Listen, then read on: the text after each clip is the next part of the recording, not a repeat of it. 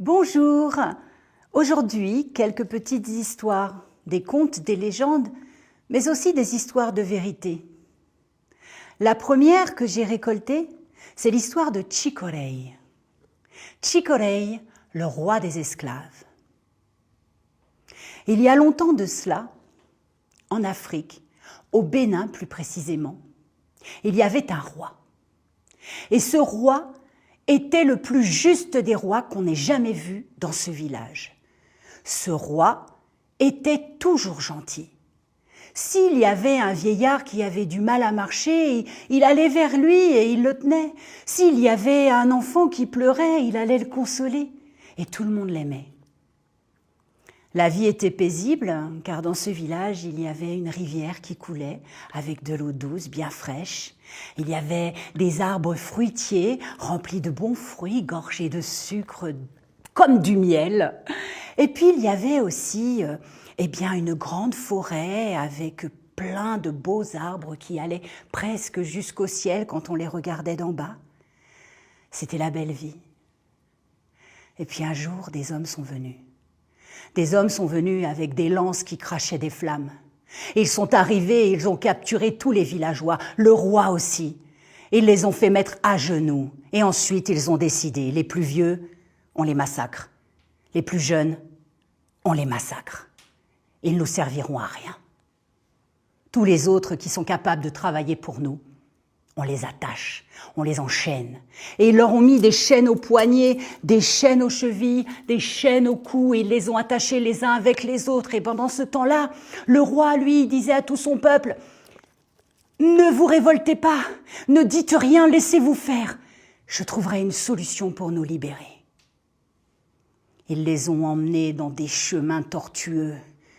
Ils étaient tous les uns à côté des autres enchaînés. Par moments, il y en avait qui perdaient ils n'arrivaient plus à marcher, ils étaient trop fatigués, alors ils tombaient.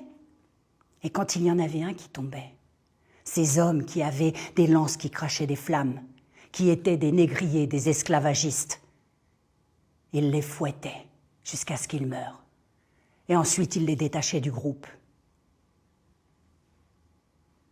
Quand le roi a vu ça, il a parlé.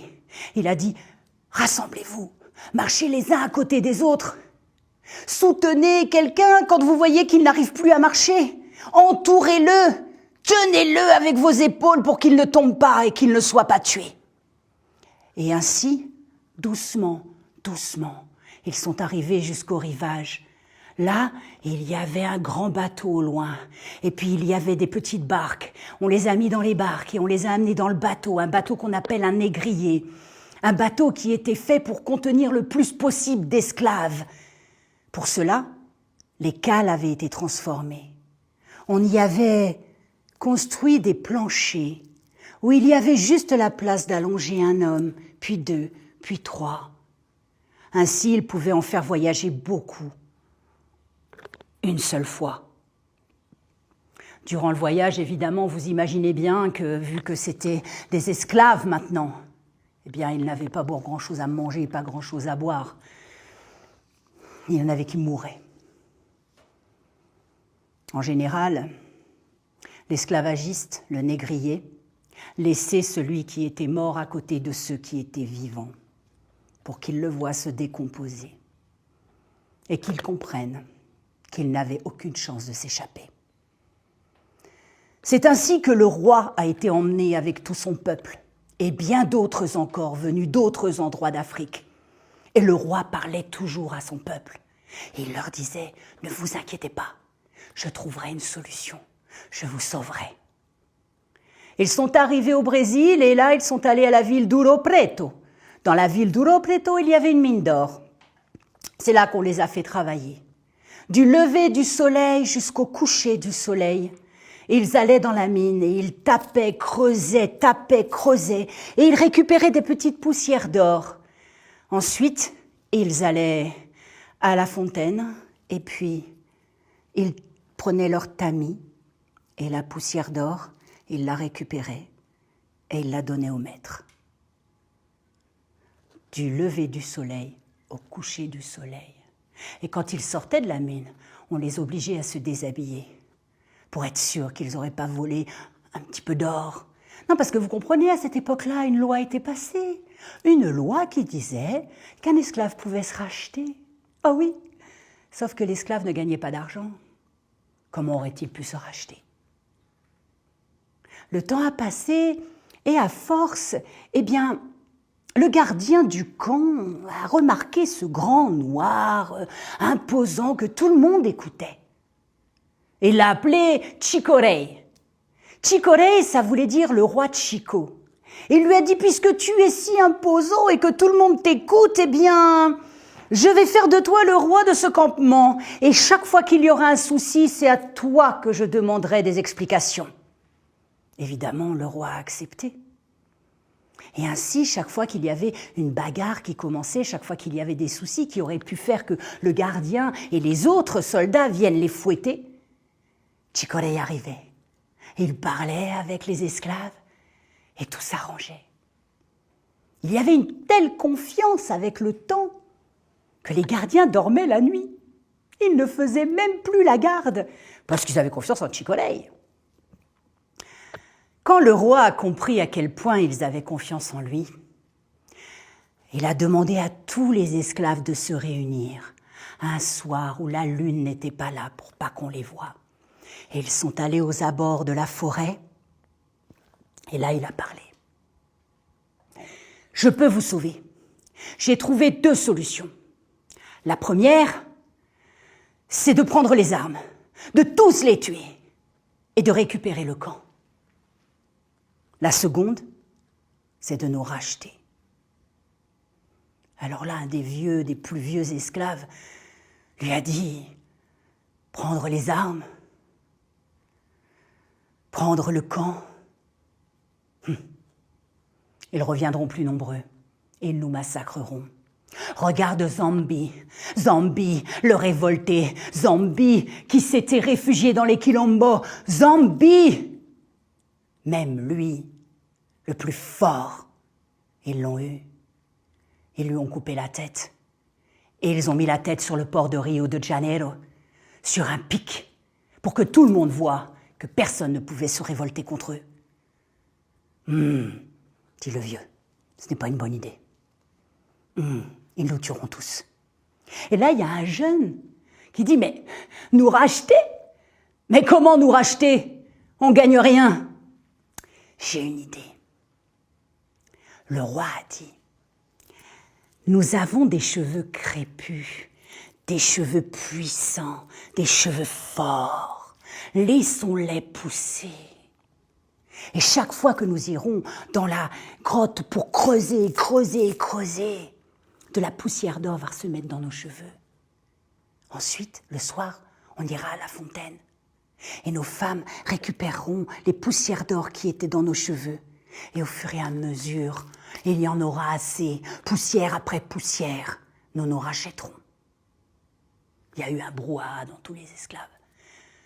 Et puis il y en a un qui a dit, en tout cas, ça sera long, mais on y arrivera peut-être.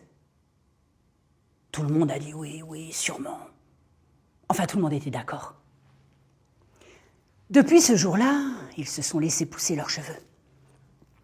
Leurs cheveux, bien beaux, bien forts et bien puissants, retenaient la poussière d'or. Et tous les soirs, ils allaient à la fontaine et leurs femmes, inlassablement, rinçaient les cheveux pour récupérer la poussière d'or.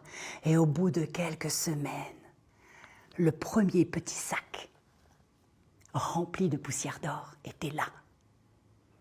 Chicorei, tout content, est parti avec Mamadou. Mamadou, c'était l'un des plus grands des esclaves, il était très costaud. Et lui, ce qu'il voulait de Chicorei, c'est refaire un village à l'extérieur du camp avec tous les hommes libres. Il voulait que ce soit Mamadou qui commence, qu'il pose la première pierre de la première maison. Il est allé voir le gardien qu'il connaissait bien et qu'il l'appréciait et il lui a donné le sac et il lui a dit, voilà,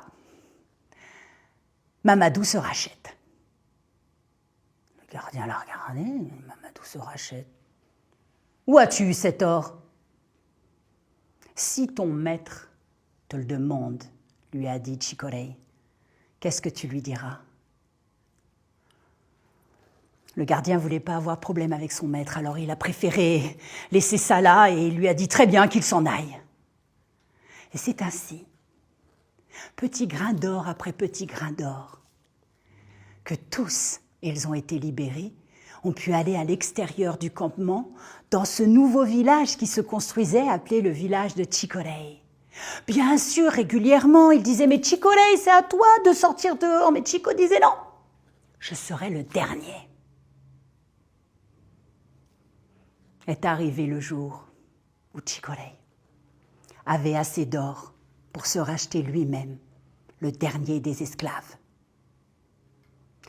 Ses cheveux avaient tellement poussé, sa barbe était jusqu'à ses genoux, ses cheveux touchaient terre derrière, et ils étaient devenus tout blancs. Et quand il est sorti, quand ils l'ont vu arriver, il y avait de la poussière d'or qui n'avait jamais pu partir de ses cheveux.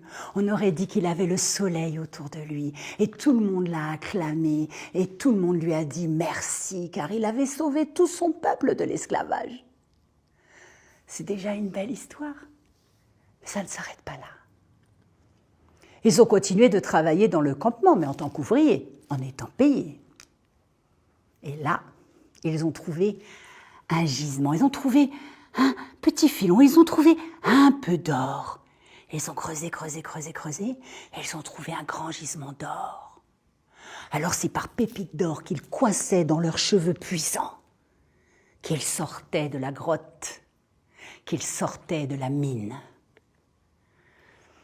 Avec tout cet or réuni, sans que les gardiens ne le voient, Chicorei a racheté la mine d'or d'Ouro Preto, au Brésil.